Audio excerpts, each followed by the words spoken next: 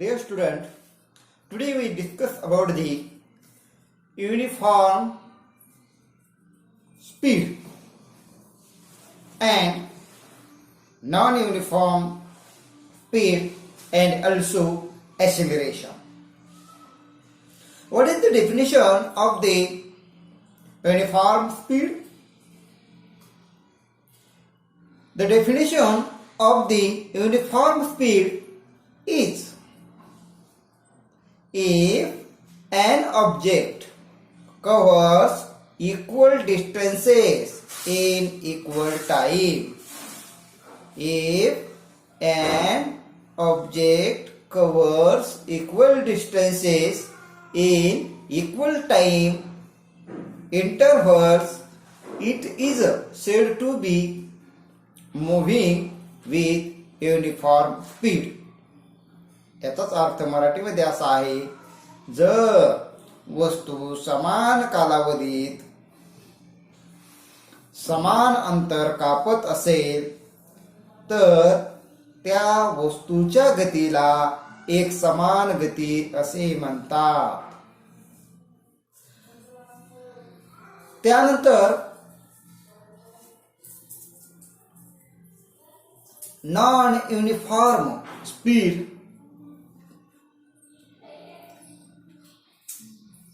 ची व्याख्या जी आहे ती अशा पद्धतीने आहे.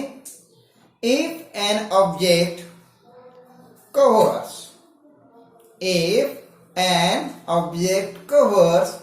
unequal distances, if an object covers unequal distances in equal time intervals, it is said to be moving with non-uniform speed. For example, the motion of vehicles being driven through heavy traffic. एकसमान गती म्हणजे काय की जर वस्तू समान कालावधीत असमान अंतर कापत असेल तर तिच्या गतीला एकसमान गती असे म्हणतात. उदाहरणार्थ, गर्दीच्या रस्त्यावरून वाहनांची जी काही चाल असते किंवा जी काही गती असते ती गती. एकंदरीत अशा पद्धतीने uniform speed and non uniform स्पीडची जी काही व्याख्या आहे ते आपण आता पाहिली. ती व्याख्या आपण सविस्तर बोर्डवरती पाहूया. Uniform speed, if an object covers equal distances in equal time intervals, it is said to be moving with uniform speed. Example, moon moves around the earth with almost uniform speed. Earth rotates around itself with a uniform speed. Blood inside our body moves (circulate) at uniform speed. Non-uniform speed, if an object covers unequal distance in equal time intervals, it is said to be with non-uniform speed. Example, lift used to go up or down in a building, it moves at a non-uniform speed. Then after second, acceleration, the rate of change of velocity is called the acceleration. The formula of acceleration is a change in is equal to the acceleration is equal to change in velocity upon time. Initial velocity is equal to u, final velocity is equal to v, time is equal to t, and therefore a is equal to v minus u upon t. That means final velocity minus initial velocity upon t. These types the definition of the uniform speed, non-uniform speed and acceleration. You know that about the acceleration. तर लहानपणी ज्या वेळेस तुम्ही सर्वजण घसरगुंडी खेळायला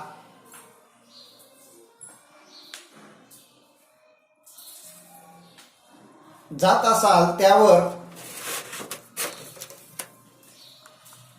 त्यावेळेस घसरगुंडीहून घसरत असताना सुरुवातीचा वेग हा कमी असतो. सुरुवातीचा जो काही वेग आहे हा कमी असतो, तो हळूहळू नंतर वाढतो आणि शेवटी तो कमी होऊन शून्य होतो. हे तुम्हा सर्वांना माहित आहे. That means you must have all played on a slide in a park. You know that while sliding down the velocity is less at the top, then it is less at the top. It intervals increases in the middle and become zero toward the end. That is called as the acceleration. That means the rate of change of velocity. It is called as the acceleration. म्हणजेच वेग बदलातील दरालाच आपण त्वरण असं म्हणतो. आणि म्हणून acceleration बरोबर acceleration is equal to change in velocity upon time. त्वरण बरोबर वेगातील बदल भागिले काळ. यू हा जर सुरुवातीचा वेग म्हटलं, कालावधी टी आणि अंतिम वेग जो आहे तो व्ही असेल तर A is equal to A minus U upon T. म्हणजेच त्वरण acceleration ए बरोबर अंतिम वेग वजा सुरुवातीचा वेग भागिले काळ. जर एखादी गतिमान वस्तू ठराविक कालावधी दरम्यान वेग बदलत असेल तर त्या वस्तूच्या गतीला त्वरणित गती असं म्हणतात. जर एखादी गतिमान वस्तू ठराविक कालावधी दरम्यान जर ती वेग बदलत असेल तर त्या वस्तूच्या गतीला त्वरणित गती असं म्हणतात. If the velocity of an object change during a certain time period then it is said to have accelerated motion. गतिमान वस्तूमध्ये दोन प्रकारे त्वरण असू शकते. नंबर 1 युनिफॉर्म एक्सिलरेशन आणि नंबर 2 नॉन युनिफॉर्म एक्सिलरेशन. पहिल्या प्रथम पाहूया आपण युनिफॉर्म एक्सिलरेशन. युनिफॉर्म एक्सिलरेशन म्हणजे काय? जर समान कालावधीत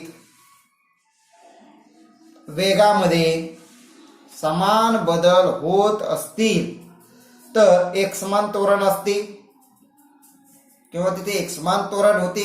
जर समान कालावधीमध्ये वेगामध्ये समान बदल होत असतील तर ते एकसमान त्वरण होते.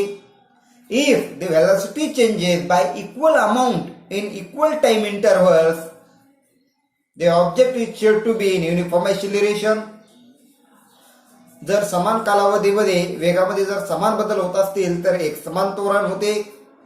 नॉन युनिफॉर्म एक्सिलरेशन जर समान कालावधीमधील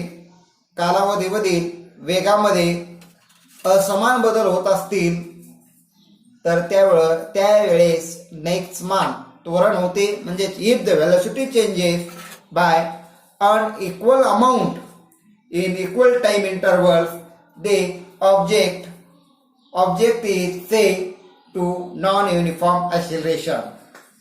That means acceleration may be positive acceleration, negative acceleration and zero acceleration.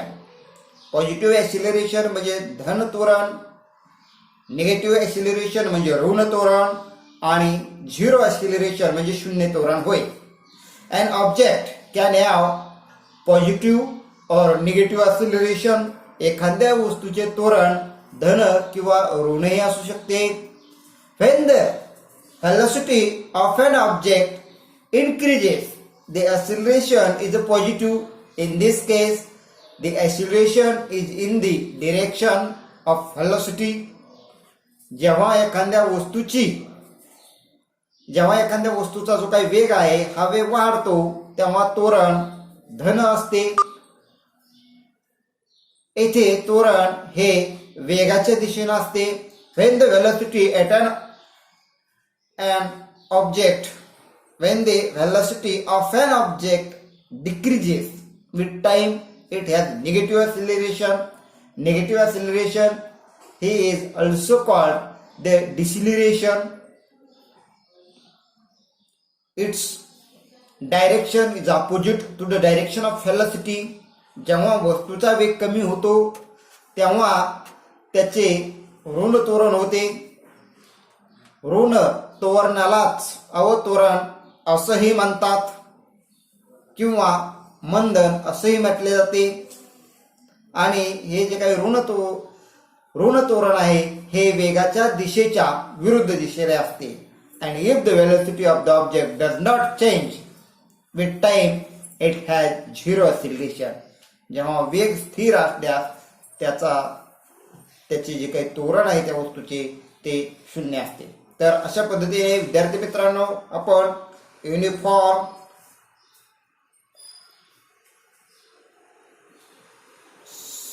Uniform speed, non uniform speed, definition of acceleration, two type of acceleration. That means in two type acceleration are included a uniform acceleration and non-uniform acceleration. Then acceleration may be positive, negative and zero acceleration. Dear student, here we stop, then discuss the later.